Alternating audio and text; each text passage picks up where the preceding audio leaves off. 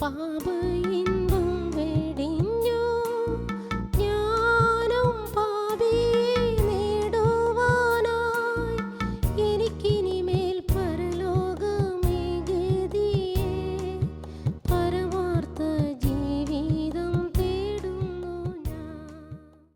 വിട്ട് നിത്യമായ വിശ്രാമത്തിൽ ചേർക്കപ്പെട്ടതായ ഈ സാറാമ്മ സിസ്റ്ററെ സംബന്ധിച്ച് ഒന്ന് രണ്ട് കാര്യങ്ങൾ സാക്ഷിയിൽ കൂടെ പറയുവാൻ ദൈവം തന്ന അവസരത്തിനായിട്ട് ദൈവത്തെ ഞാൻ സ്തുതിക്കുന്നു.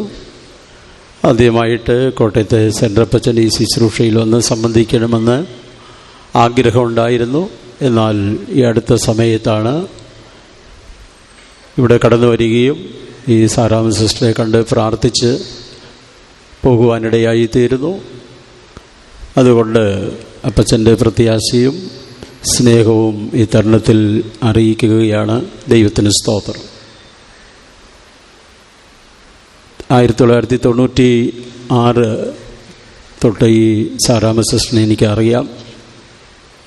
കോട്ടയത്തും കട്ടപ്പന ലോക്കൽ സഭകളിലും അത് കഴിഞ്ഞിട്ട് പത്തനംതിട്ടയിലും വീണ്ടും കോട്ടയം സെൻട്രലിലേക്ക് സ്ഥലം മാറി വന്നു.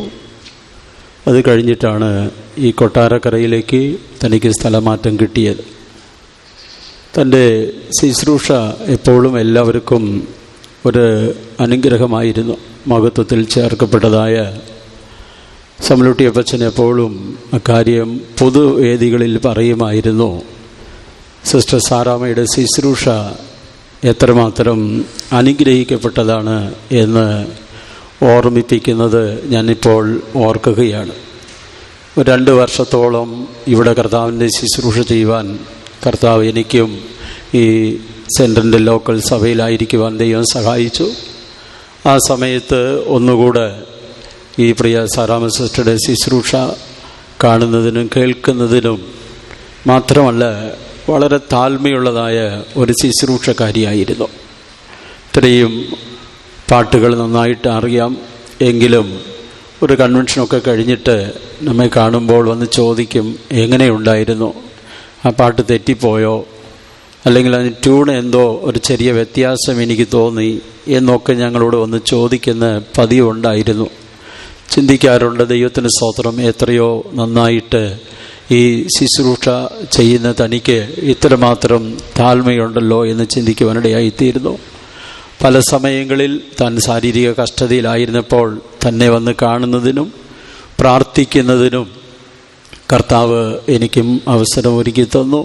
തൻ്റെ സ്നേഹം, തൻ്റെ ജീവിതത്തിലെ ശ്രേഷ്ഠമായ തൻ്റെ നല്ല സ്വഭാവങ്ങൾക്കായിട്ട് ഒരിക്കൽ കൂടെ ഞാൻ ദൈവത്തെ സ്തുതിക്കുകയാണ്. ഞാൻ ഇവിടെ ഇരുന്നപ്പോൾ ചിന്തിച്ചതായ കാര്യം, ഈ ആത്മീക ശുശ്രൂഷയിൽ പ്രത്യേകിച്ച് ഈ സംഗീത ശുശ്രൂഷയുടെ പ്രാധാന്യം എത്രമാത്രമാണെന്ന് ഒന്ന് ചിന്തിക്കുവാൻ ഇടയായിത്തീരുന്നു. ഒരു മീറ്റിംഗ് ആരംഭിക്കുമ്പോൾ അതിൻ്റെ പ്രാരംഭമായിട്ട് പാട്ടുകൾ പാടി ആരംഭിക്കുന്നു.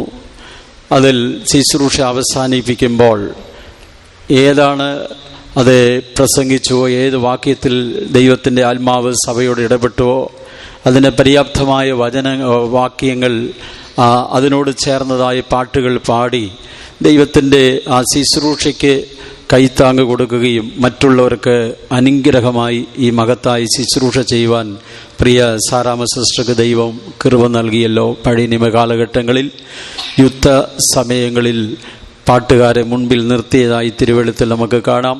ദൈവത്തിന് സ്തോത്രം. ഞാൻ അവസാനമായി ചിന്തിച്ചതായ ഒരു കാര്യം വെളിപ്പാട് പുസ്തകം 14-ാം അധ്യായത്തിൽ പറയുകയാണ്, ആരും അറിയാത്തതായ പുതിയ പാട്ട് അവർ പാടും.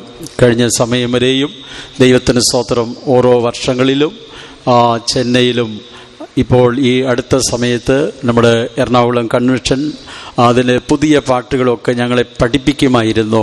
എന്നാൽ ഇനി അങ്ങനെയുള്ളതായ പാട്ടുകളല്ല താൻ പാടുവാൻ പോകുന്നത്. സിയോണിൽ ചെന്ന് പുതിയ പാട്ടുകൾ അതേ പാടുവാൻ കർത്താവ് തന്നെ യോഗ്യയാക്കി തീർത്തതിനായിട്ട് ഈ ഭൂമിയിലായിരുന്നപ്പോൾ എല്ലാവർക്കും അനുഗ്രഹമായി ശുശ്രൂഷ ചെയ്ത് പ്രിയ സിസ്റ്ററുടെ നല്ല ജീവിതത്തിനും തൻ്റെ നല്ല മാതൃകയ്ക്കുമായിട്ട് ഒരിക്കൽ കൂടെ ഞാൻ നന്ദി പറയുന്നു. എൻ്റെയും ശുശ്രൂഷ പൂർണ്ണതയോട് ചെയ്ത് ദൈവം എനിക്കായി ഒരുക്കുന്ന അവകാശം പ്രാപിപ്പാൻ ഏവരുടെയും പ്രാർത്ഥന ആവശ്യപ്പെട്ടുകൊണ്ട് എൻ്റെ സാക്ഷ്യത്തിലിരുന്ന്